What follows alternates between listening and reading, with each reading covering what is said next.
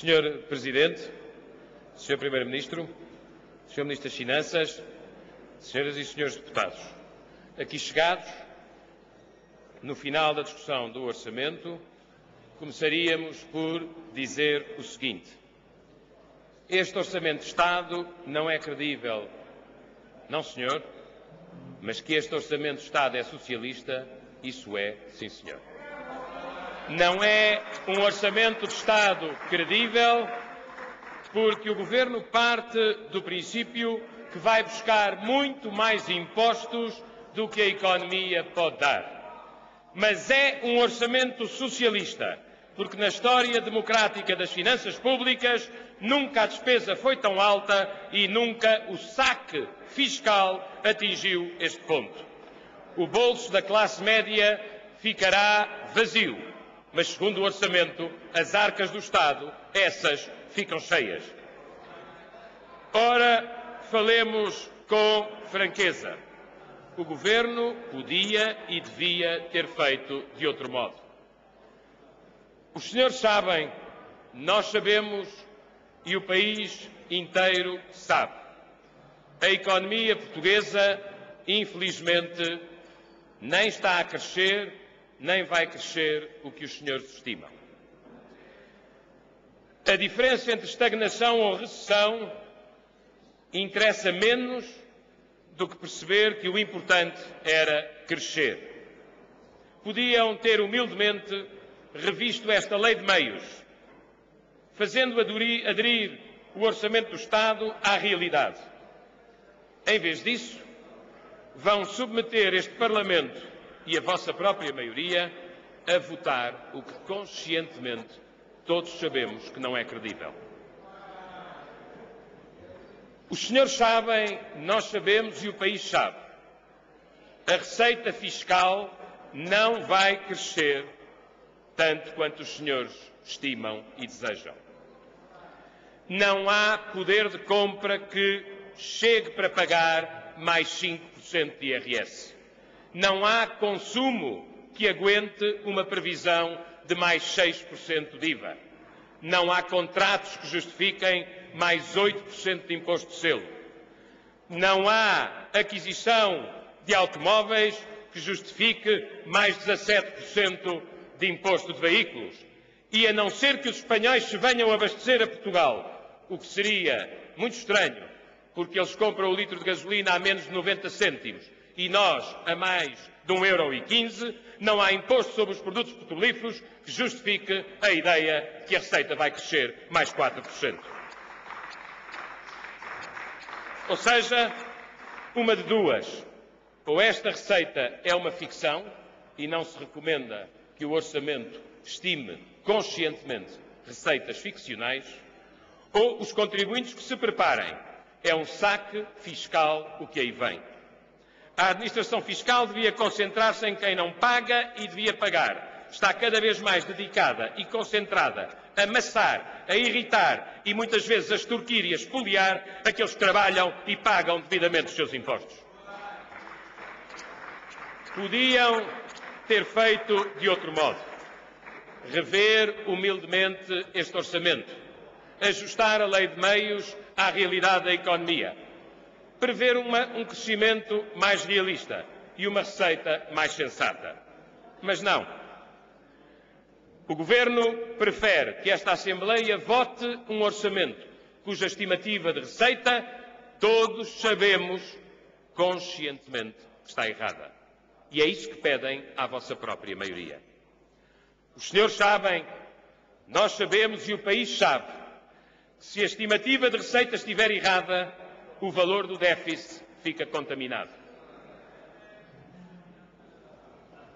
Pode, neste momento, justificar-se, como as próprias instituições europeias determinam, que o valor do déficit ultrapasse o previsto no Pacto de Estabilidade.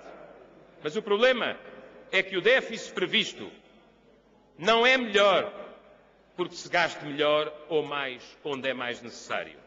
É simplesmente um déficit irrealista, não só porque as vossas reformas têm um resultado inversamente proporcional ao que a propaganda anuncia, como porque a vossa humildade foi nula e nenhuma. Recusam-se a fazer um orçamento excepcional para tempos excepcionais. Preferem obstinar-se com um número que, aliás, é virtual e não tem adesão na economia real. Mais grave ainda, os senhores sabem, nós sabemos e o país sabe. Em tempos difíceis, o déficit social alastrou.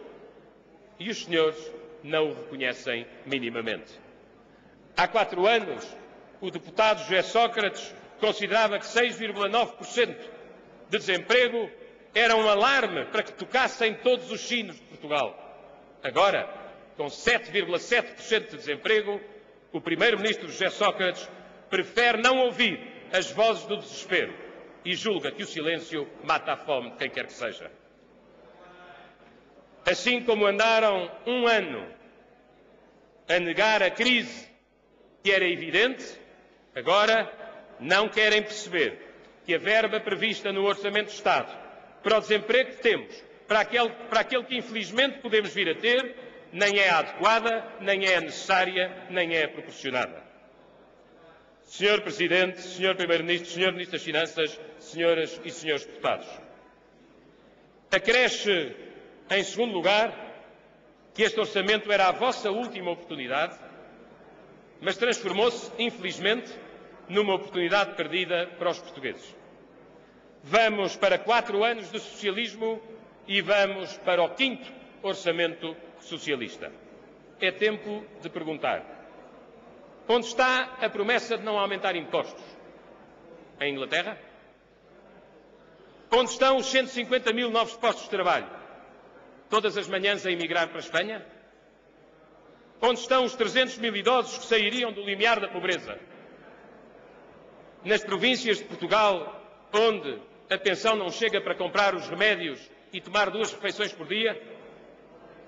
Senhor Primeiro-Ministro, estes 4 anos são 4 anos com mais impostos, mais desemprego, mais falências e mais pobreza. O senhor, que tantas vezes gosta de falar do passado, tem aqui o seu próprio passado.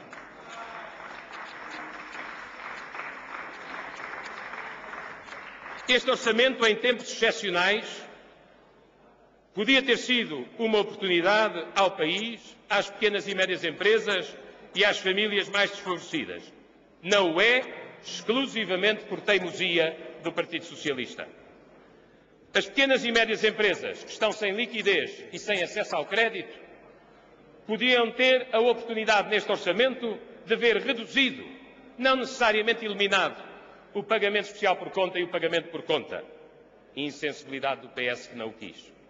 Podiam ter tido o reembolso mensal do IVA. Insensibilidade do PS que não o quis.